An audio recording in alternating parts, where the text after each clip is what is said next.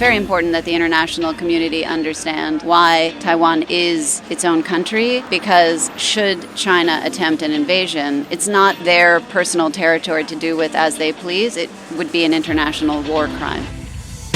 Hello and welcome to Perspectives with Nilo, a regular podcast bringing you news and views from around the world. I'm your host, Neil O'Sullivan. Recording and producing a podcast is relatively straightforward. Getting it heard these days is a whole different story. There's so much choice, it's virtually impossible to stand out. And so I'm really grateful that you chose to listen to this podcast. Listeners like you motivate us to keep going, and it would really help a lot if you could share it with your friends and family, or give us a like on social media to help discovery. In this episode, we talk with award-winning filmmaker Vanessa Hope, who shines an urgent spotlight on Taiwan as it fights for autonomy and freedom from fear in the gripping new documentary Invisible Nation. It tells the story of how Taiwan's first female president, Tsai Ing-wen, delicately balanced on the tightrope between the hopes and dreams of her nation and the colossal geopolitical forces of the US and China, interweaving highlights from her time in office with Taiwan's history and struggle to preserve its hard-won democracy. We have a history of not fully understanding totalitarian regime until it's too late. We have walked a long path from authoritarianism to free and open democracy, and that path was not an easy one. We've lived in a fully democratized country. It has its own currency, its own military, its own customs regime. But to this day, Taiwan is called the Republic of China. When I was young, I was very shy. I never dreamed of being a president. Initially, we have to do that again. There's a lot of misunderstanding with regard to Taiwan splitting from China. Taiwan has never been controlled, not for a second, by the People's Republic of China. Taiwan is dealing with a neighbor with a political agenda to annex Taiwan. It's not just a small island, it is the anchor point in the first island chain governed by democracies. Beijing doesn't like that. This is not directed at having war with China. It's getting ourselves prepared in case there is a Chinese invasion. If Taiwan does not have any support, that's going to be a green light to aggression. Democracy is going to be at risk in Japan and in South Korea, as well as in Southeast Asia. Everything we are doing is to deter the kind of atrocities that are happening in Ukraine from being repeated in Taiwan. If Xi Jinping wants to do it, he'll take Taiwan, and he'll kill hundreds of thousands of people in the process. Freedom around the world is under threat like never before. Taiwan has long been on the front lines of this battle. 我们只有一个选项，就是每一个台湾人都要走出去，到世界的每一个角落，让世界看得到台湾。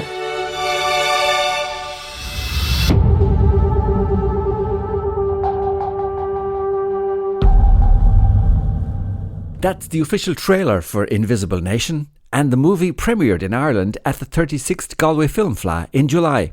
We went along to see the movie and talk with director Vanessa Hope. Vanessa, you're very welcome to Ireland, and congratulations on the release of Invisible Nation. Thank you very much, and I'm sorry I can't speak Irish. I also can't yet speak Taiwanese, but I hope to learn. I do speak Chinese. Okay. So tell us, for people who may be just first becoming aware of the film, tell us what it's about. The film is about Taiwan's democracy and why it matters and how it's under threat. And I tell the story through this unique access to their first female president, Tsai Ing-wen, over her 2 terms in office. And she literally just stepped down on May 20th. And you made the film over, as you said, 2 terms. That was about 8 years. So that was quite a bit of time to be following the president and following events. Yes, but I have a foreign policy expert I admire named Van Jackson, who's based in New Zealand, who just wrote this beautiful review on his Substack, which is called Undiplomatic, in which he says I might have started 25 years ago, because that was when I first lived in Taiwan, the year they became a democracy, 95, 96. And it was the first time I borrowed a camera, my Chinese language teacher's camera, and I ran around filming during Lee Teng-hui's inauguration. Lee Teng-hui was Taiwan's first democratically elected president, and that footage is in the film. So you could say, I mean, definitely the seed was planted 25 years ago, you could say. It's been a long time. And how did you come upon the title, Invisible Nation? It was really through understanding Taiwan's story and how erased it has been on the world stage. And it's largely because China doesn't want people to know Taiwan's story. As President Tsai says at the beginning of the film, they want to own, control Taiwan, invade if necessary. So it's very upsetting. And I think relatable if you're Irish in Ireland, as we are, as you are. Maybe I have some Irish roots. Well, with the red hair, you never know.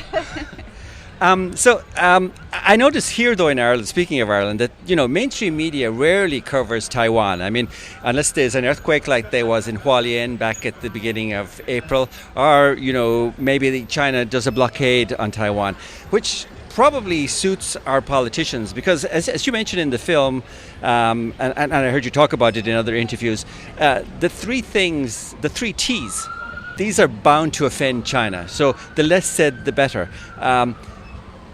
Three T's being Taiwan, Tibet, and Tiananmen. Yes. So it seems quite strange that, so-called democracies, like Ireland and so on, are more concerned about offending an authoritarian regime like China than supporting or standing with a democracy like Taiwan. And what I wanted to ask you was, what did you learn about this in your research for the film? So much, in fact. It's an excellent question. I would love to put out some short films, because we have so much additional material looking at when were the moments when, say, the United States, I can't really speak about other countries, but the U.S. certainly had opportunity to recognize Taiwan's democracy in a serious diplomatic way, especially after 1996. It wasn't simply Lee Teng-hui becoming the first directly elected president. The person who ran against Lee Teng-hui, representing the Democratic Progressive Party in 96, Peng Ming-min, was very clear that Taiwanese self-determination and national identity deserved international recognition, and that Taiwan deserved a level of independence from China. It is, as President Tsai said, de facto independent. But all of this foreign policy mumbo-jumbo is very confusing to people. China has their one China principle, the U.S. has a one China policy. We all know Taiwan is actually its own country, de facto independent, and yet it's invisible on the world stage. And it's at this moment that actually it's very important that the international community understand why Taiwan is its own country, because should China attempt an invasion, it's not their personal territory to do with as they please. It would be an international war crime. But this fear of offending China, did it affect yourself in the making of the film? Were people reluctant to talk or speak their mind? Did it affect you getting funding? I mean, what was your experience? Yes, absolutely. All of the above. I have an excellent Taipei-based Taiwanese edit team who are using pseudonyms. They're anonymous in the credits of the film because they work with Chinese directors whose lives they fear for and whose movies they don't want to have censored, and they don't want to have backlash themselves. And they're incredibly talented, and I was fortunate to work with them. I personally am a sort of a good student and a good girl, so I didn't really want to offend China myself. That I had to deal with on my first film about the U.S.-China diplomatic relationship, because I was following an ambassador who went to Tibet. So suddenly I had crossed that line simply by going there. But what you learn with China is there's a an American professor, Perry Link, who came up with this phrase, the anaconda in the chandelier, to describe the Chinese Communist Party, because they can pounce at any moment. And the whole idea is you will never know when they will pounce, and therefore censor yourself. So they push people into this fearful position of self-censorship, and it's very effective and unfortunate, because we don't want to not only see lives lost in Taiwan, but we're all losing out not having more direct relationships with Taiwan. They deserve our support, but we can learn and have so much contribution from Taiwan in the world. They're truly phenomenal. You mentioned an earlier film that you made in China also about Tibet and so on. What attracts you to the whole region there? Why is it interesting? Well, the first film was looking at the U.S.-China relationship, or diplomatic relations with an authoritarian country as a democracy, which is something you raised. And I've come to understand how the rivalry between these two superpowers, the U.S. and China, unfortunately has decreased levels of democracy and even the potential for democracy in both countries. That this subject has gripped me since I took an East Asian history class my last year of high school, and we looked at China, Korea, and Japan. We never looked at Taiwan, and in fact the first place I went to study was Beijing, China, several times over several years. And again, after I lived in Taiwan, I was still going back to China and making that other film. But Taiwan was this mystery that now that I've begun to really understand it, I realize it's a much clearer view. It gives you a clearer view of both the U.S. and China and the rest of the world to see it from Taiwan's perspective. So it was sort of like this, either, it's the puzzle piece that unlocks the mystery of the world for me. Previously, you worked for the Council of Foreign Relations, a think tank. And if I may put it to you, I mean, some people will say, Taiwan is just a U.S. pawn, or that the U.S. are using Taiwan to, push their influence in the region. What do you say to that point of view? Having researched the film and knowing what you know now. Yeah, absolutely. It's an unfortunate result of a U.S. foreign policy that doesn't actually prioritize democracy, peace, and human rights. As we can see on the world stage right now, there's tremendous hypocrisy in U.S. foreign policy. I think most people in the world who look at it know it, and I think it's time for change. And I think the sooner we change, the better, because we should all be out there supporting and defending Taiwan. And you said also that that Taiwan's democracy is stronger than the U.S.'s democracy. Why do you say that? Oh my goodness, on so many levels. I mean, first of all, just basics. Let's look at elected politicians in Taiwan. They tend to have secondary degrees, higher level, they're doctors, lawyers, PhDs. I mean, in the U.S., half the time it feels like people running for even president, say, have barely graduated from high school.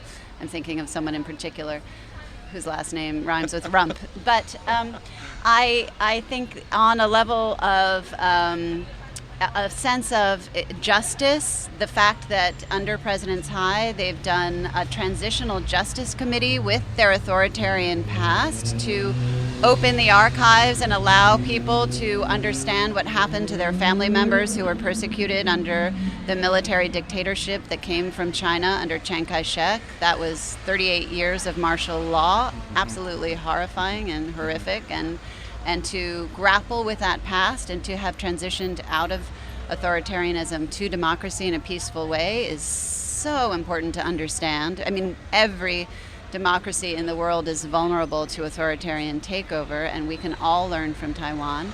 The fact that they've passed same-sex marriage, the first in Asia, they're a very progressive democracy, high levels of, actually their healthcare is the best in the world and the least expensive. I mean, they're very impressive, and I wish that the U.S. could learn more from Taiwan. Yeah, I actually feel the same myself with Ireland. I think we could learn so much from Taiwan, even though we do hear from the Chinese Communist Party that democracy doesn't work for Chinese culture for some reason.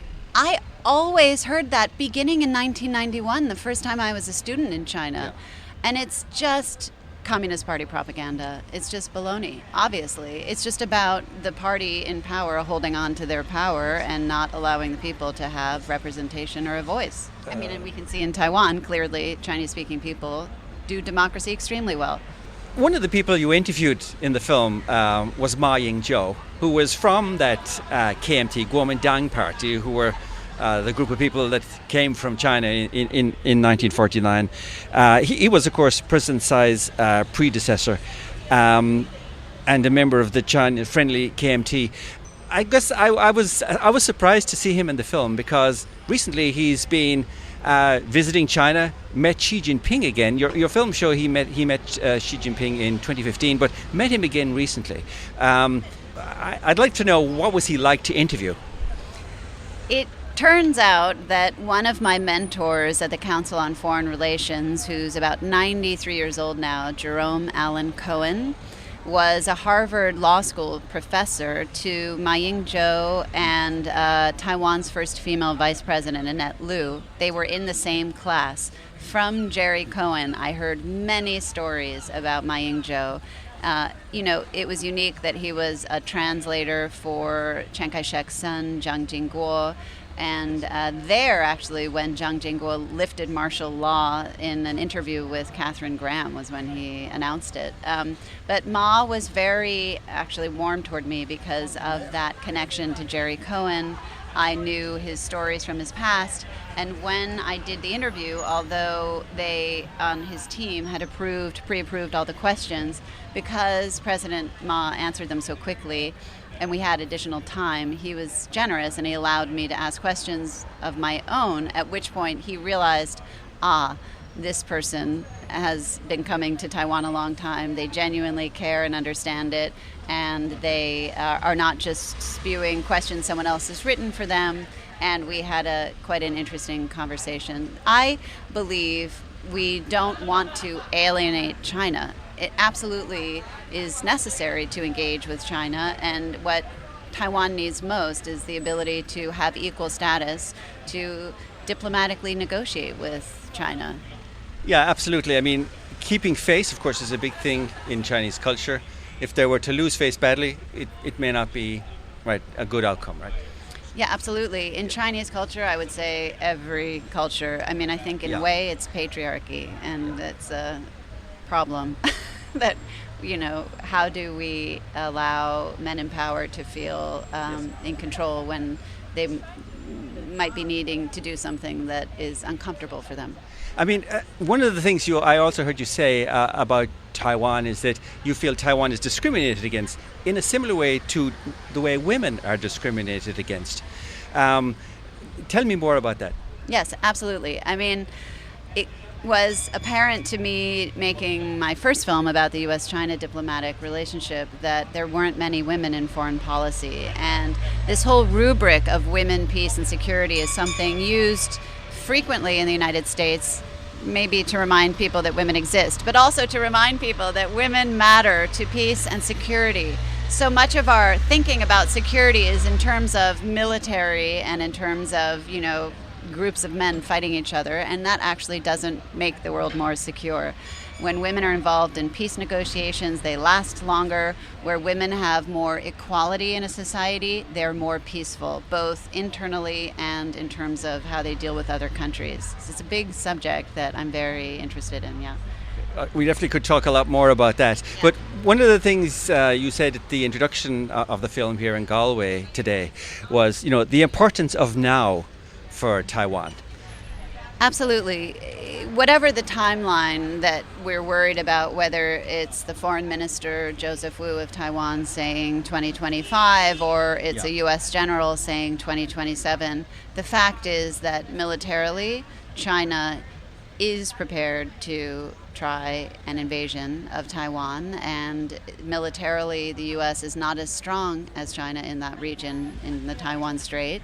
Other countries would need to be involved, and all we want to do, I'm sure everyone in the world feels this way, is avoid more war, avoid bloodshed, avoid this kind of confusion, because you can't stop people who want self-determination and to be understood in their own language for their own history. It's obvious everywhere, Ukraine, Palestine, everywhere. So Taiwan should be equally represented on the world stage, and it should have an equal voice on the world stage with China's, and these policies that are holding it back and that are so wildly outdated need to be brought into the present. But it doesn't seem like the world has learned that lesson. I mean, even with Ukraine, right? We've had Ukraine. So many countries came to speak up for Ukraine after the fact, which was really too late. But it doesn't seem like they've learned now, with Taiwan being in the position they're in, to speak up for Taiwan now rather than wait till later, does it? What did you find? SOS, SOS, President Biden, Vice President Harris, please pay attention to Taiwan now. Please do something about their diplomatic status now. Please bring the international community on board to prevent an invasion now. Okay, well, that's probably a good point to end on. Vanessa, it's great to chat with you. I wish you the very best of luck with the film. Maybe just to add, you said, the film is 85 minutes. You had a lot of material. You're planning on doing more exciting things with the material. So there's lots more to look out for, right, in the coming months and time ahead. Just tell us briefly about that as we wrap up. Yes, I mean, we have 2 terms worth of current footage that we would love to make some short documentaries and put out in the world. And we have lots on all of the failed peace processes that haven't yet done justice for Taiwan that we could put out in the world.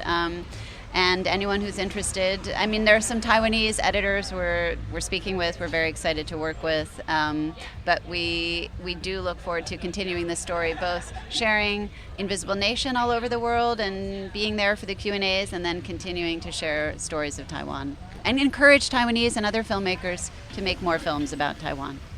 All right, Vanessa. Well, we're trying to podcast about Taiwan, so we are inspired by you. Thank you very much for talking to us today. Yes, thank you so much for having me. This was a wonderful interview, and I'm very grateful.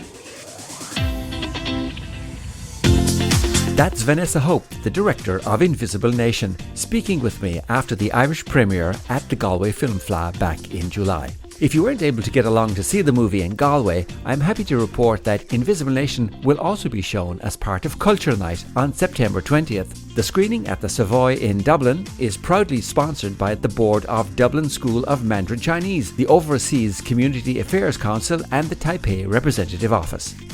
There are just a few tickets still available, so we've placed a link where you can order your tickets in the Dive Deeper section of our blog site at pwnilo.com. There you'll also find links to our social media and past episodes. If you'd like to be added to our exclusive mailing lists to receive advance notice and special updates, then please click on the subscribe link on our blog site and follow the instructions. But that's where we leave it for the moment. As always, thank you for listening, and until the next time, slán agus beannacht.